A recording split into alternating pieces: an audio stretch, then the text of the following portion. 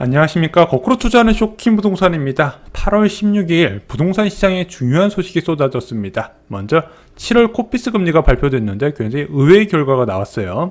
두 번째, 국토연구원의 주택매매시장 소비심리지수가 발표됐는데 이거 정말로 중요합니다. 마지막으로 레미안 라그랑데 청약 결과까지 공유를 드리면서 현재 청약시장 상황에 대해서 말씀을 드리고자 합니다. 영상 시청 전에 구독과 알람 설정으로 다른 인생을 만드시기 바랍니다. 가까운 시일내에 시작될 기준금리는 어떻게 대비할까요? 저희 서적 부자들의 부동산 노트에 이 10년에 한번 오는 기회 잡는 방법에 대해서 자세히 나와 있습니다. 예스24, 교보문고 등 온라인 서점에서 쉽게 만나보실 수 있습니다. 자, 7월 코피스 금리가 발표가 됐습니다. 매월 15일 오후 2시에 발표가 되죠. 자, 근데 신규 취급액 기준으로 3.69%를 기록했습니다.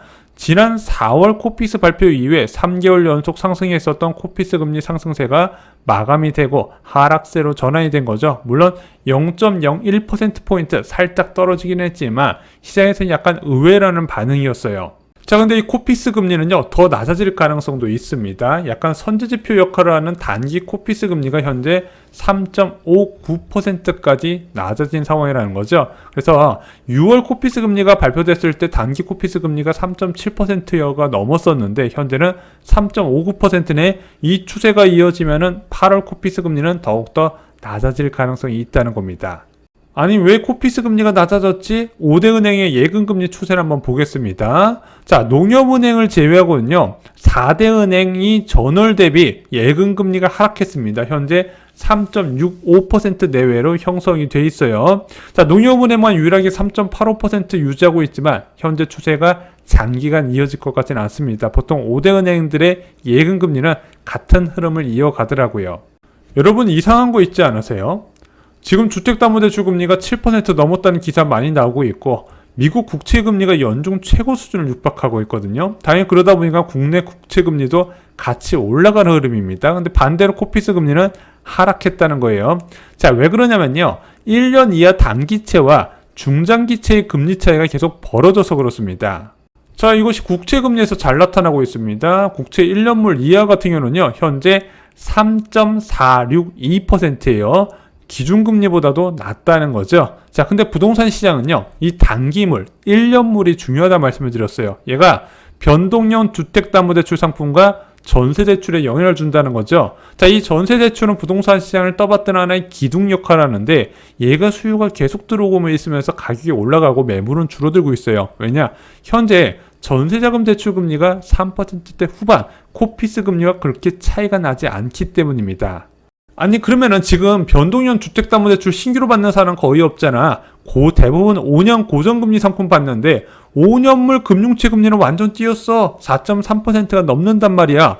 야, 이 기준금리가 4.3%면 대출금리는 여기서 가상금리를 포함하기 때문에 5%가 나와야 되는데 왜 부동산 시장이 침체가 안 될까? 금융기관은요, 가상금리를 크게 낮추고 있기 때문에 그렇습니다. 기준금리가 4.3%라도 가상금리를 낮춰서 지금 대출금리가 높다는 걸 많은 사람들이 실감을 하지 못하고 있어요. 바로 마이너스 가상금리 때문에 그렇습니다. 카카오뱅크의 주택담보대출 금리 상품 봤더니 혼합금리 고정기간 5년 동안의 현재 기준금리는 4.285%인데 가상금리가 마이너스 0.37%부터 시작입니다. 그래서 실제 대출이 4% 전후에서 많이 이루어져요. 자, 보세요. 변동금리의 기준금리는 3.7%고 혼합금리 고정금리는 4.28%인데 실제 대출금리 산출해보면 혼합금리가 훨씬 저렴하게 나옵니다. 자, 왜 그럴까요? 은행들은요, 5년물 가상금리를 팍팍 깎아주면서 고정금리를 유도하고 있습니다. 왜냐면은 은행들이 현재 고금리가 장기간 유지되지 않는다고 예상을 한 거예요. 그래서 이제 변동형 대출금리 상품은 팍 올려버리고 이제 5년물 고정금리 상품은 팍 낮춰서 그쪽으로 수요가 오게 지금 유도를 하고 있다는 거죠. 그래서 실제 채권금리, 시장금리가 많이 올라갔지만 대출금리에 제대로 반영이 되지 않으면서 전세 수요, 매매 수요가 줄어들지 않고 있다는 겁니다. 자, 두 번째, 국토연구원의 주택매매시장 소비심리지수가 발표가 돼서 공유를 드립니다. 개인적으로 시장 상황을 잘 반영하는 3대 지표 중 하나로 이것을 꼽아요. 어떤 것이 있냐? 저는 한국부동산원 실거래가 지수, 한국은행 소비자동향조사의 주택가격전망 CSI, 그 다음에 오늘 말씀드릴 국토연구원의 주택매매시장 소비자심리지수를 이제 많이 참고를 합니다. 자, 주택매매시장 소비심리지수는요, 중개업소와 일반 가구를 대상으로 조사를 해요. 그래서 200가지 기준, 0부터 200가지를 기준으로 95 미만이면 하강국면, 95 이상 115 미만이면 보합국면, 115 이상이면 상승국면으로 분류를 합니다.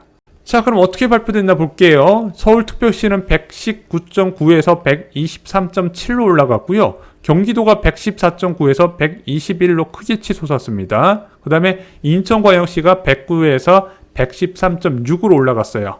자, 지난달 서울에 이어서 경기도도 매매시장 소비자심리지수상에서는 상승 국면으로 전환이 됐고요. 인천광역시도 이 추세가 이어지면 다음 달에는 상승 국면으로 들어갈 것 같습니다. 매매시장만큼 중요한 게 바로 주택 전세시장이죠. 이거에 관련된 소비자심리지수도 나왔습니다. 자, 서울시는 94.5에서 98.4로, 경기도는 92에서 96.3으로, 인천은 91.2에서 92.2를 기록을 했습니다. 서울에 이어서 경기도도 이번 달에 보합 국면으로 전환이 됐습니다. 자, 세 번째 소식입니다. 이렇게 변화한 주택시장 흐름이 제일 잘 나타나는 곳, 바로 청약시장이죠. 자, 많은 사람들의 관심을 받았었던 레미안 라그랑데 청약 결과가 발표가 됐습니다. 저 레미안 라그랑데 청약 경쟁률은요, 일반 공급은 79대 1, 그리고 특별 공급은 23대 1의 높은 청약 경쟁률을 기록했습니다. 일반 공급에만 무려 37,000개의 청약 통장이 몰렸습니다.